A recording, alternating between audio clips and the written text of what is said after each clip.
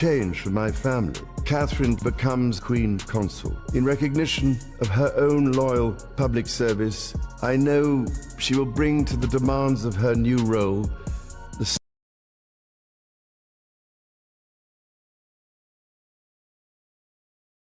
steadfast. Monarchy was for an open act of defiance. It was shaken by a single sealed message, placed carefully before Princess and carrying the full weight of a dying king's final decision.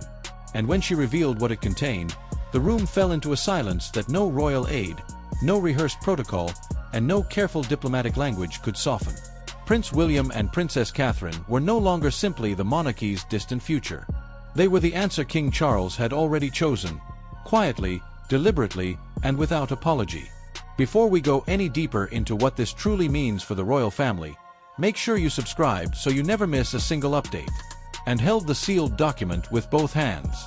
For a brief moment, even she seemed to feel its weight pressing against her palms.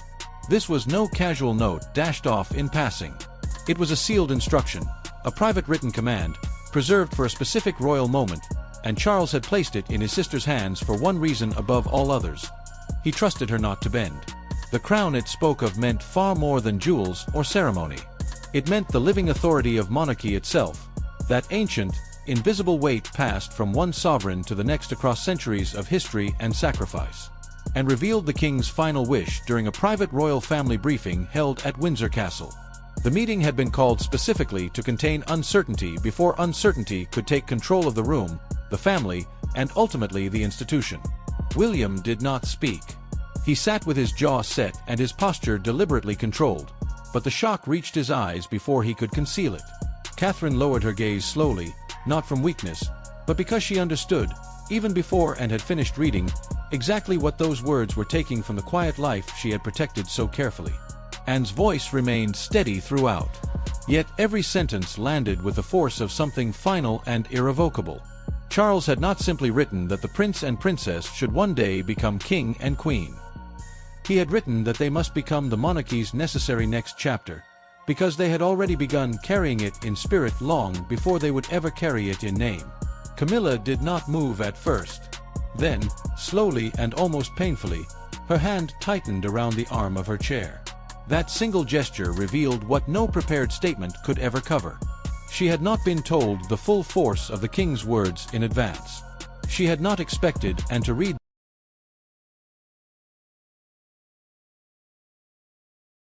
them such unflinching. Queen Catherine, and the silence between them grew heavier than any accusation spoken aloud.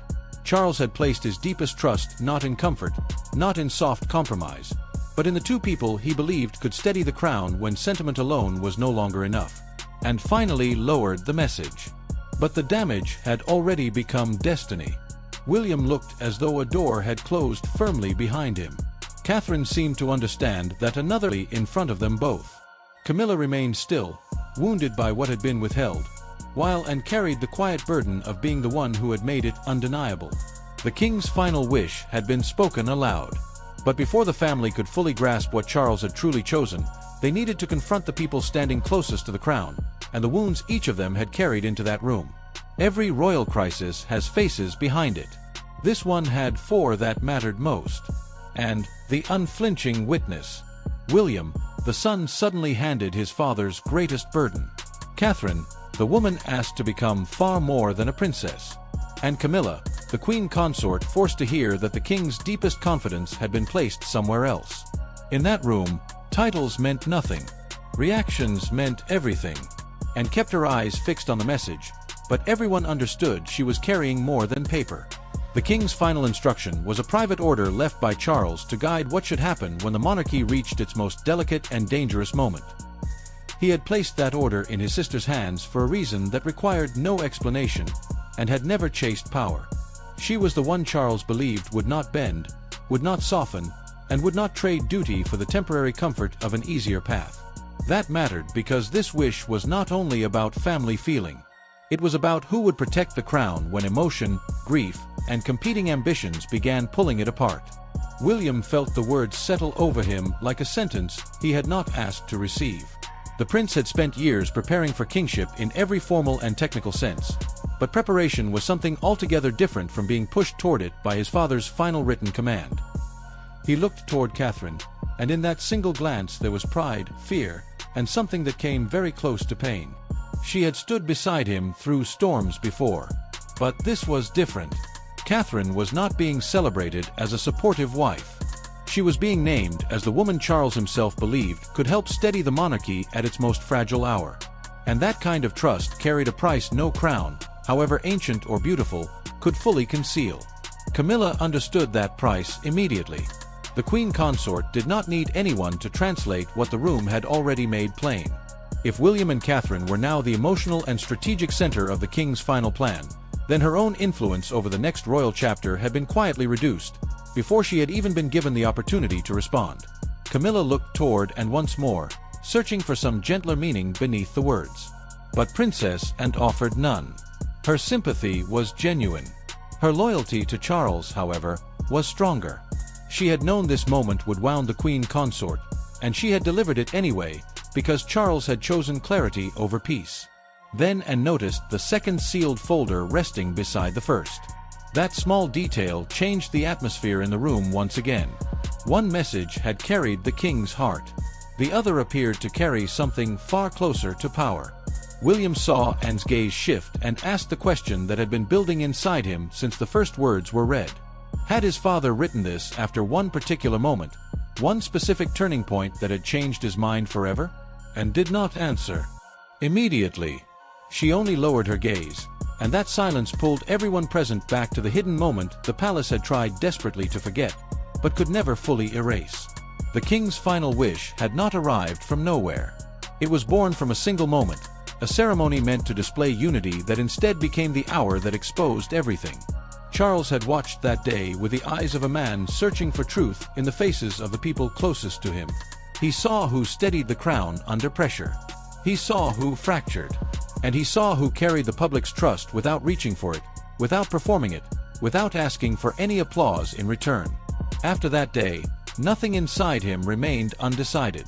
Charles remembered what would become known as the Windsor Unity Balcony Ceremony with a silence that never left him. The event had been planned as a public royal appearance, the family standing together to project strength, calm, and continuity after weeks of private strain. Windsor mattered specifically because it was not simply another palace backdrop. It was a symbol of survival itself, the place where the monarchy returned when it needed to prove that old wounds could still be covered by duty. But that day, the cover slipped. Charles watched the procession tighten. He heard confusion ripple through the order, and he witnessed the moment that everyone around him immediately wanted erased. William moved first. When the line broke and a young page froze under the weight of public pressure, the prince did not panic. He stepped forward with quiet, deliberate calm, guiding the disrupted procession back into order before the mistake could harden into public humiliation. Catherine saw the child's face change and understood something that protocol alone could never teach. She softened the moment without drawing attention to herself. She protected the young boy's dignity and carried on as if compassion itself had simply become part of the ceremony. Charles saw both of them clearly in that instant. William had demonstrated command without cruelty. Catherine had demonstrated grace without performance. Together, they had achieved something that others around them had only managed to attempt. Charles felt pride, but that pride hurt him. The king saw his son looking ready for kingship, and that truth struck him harder than any criticism from the outside world ever could. William had become the future before his father had fully released the present. Catherine's quiet courage moved him even more, precisely because she had not reached for attention. She had given protection where others had seen only embarrassment. Charles understood why the public trusted her, and he understood, with painful clarity, why that trust made certain people inside the family deeply uncomfortable. The monarchy was changing, not with noise, but with evidence no one could deny. And heard the truth later that evening through a private recorded conversation with Charles, preserved as part of his documented account for the family. The king told his sister that the balcony had shown him the monarchy's future, and he asked her to remember those words if he could not repeat them himself. And never forgot. She also never forgot Camilla once questioning whether William and Catherine's rising place in the public's affection had become politically dangerous within the family structure. Charles heard that comment. He carried it with him. And when Anne finally revealed the connection, Camilla demanded the explanation the room had been quietly dreading. The past had been named. And now the confrontation that everyone had feared could no longer be avoided. The palace could survive public storms. But private confrontations were far more dangerous, because there was no audience to perform for, no statement to hide behind, and no ceremonial language to soften the blow.